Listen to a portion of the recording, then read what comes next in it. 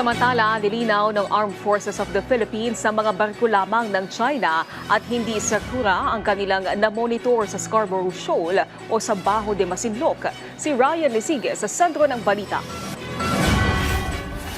Walang itinatayong military base ang China sa Bajo de Masinloc. Ito ang giniit ng Armed Forces of the Philippines o AFP matapos ihayag ni Philippine Ambassador to the United States, Jose Manuel Romualdez, na may itinatayong struktura ang China sa nabanggit na lugar. Ayon kay Armed Forces of the Philippines spokesperson for the West Philippine Sea, Rear Admiral Roy Vincent Trinidad, tanging iligal na presensya lamang ng mga barko ng China ang kanilang namomonitor sa BDM.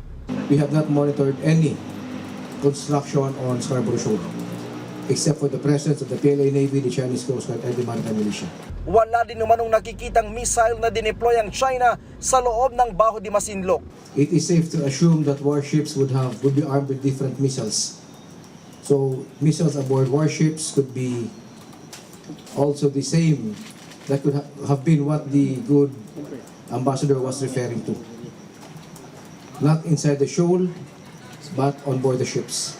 Batay naman sa pinakahuling monitoring ng AFP, nasa 18 barko ng China ang nakapalibot sa West Philippine Sea. Kabilang dito ang 4 na People's Liberation Army Navy at 5 Chinese Coast Guard sa Bajo de Masinloc. Nasa 4 na Chinese Coast Guard naman ang nakabantay sa Ayungin Shoal, 2 People's Liberation Army Navy at 1 CCG sa Escoda Shoal at 1 PLA Navy at 1 China Coast Guard sa Pag-asa Island.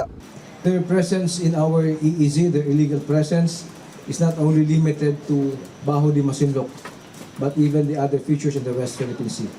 They have a semi-permanent presence already in the West Philippine Sea and in Bajo de Masinloc. Ang datos ay mula noong February 15 hanggang February 22. Ryan Lisiges para sa Pambansang TV sa Bagong Pilipinas.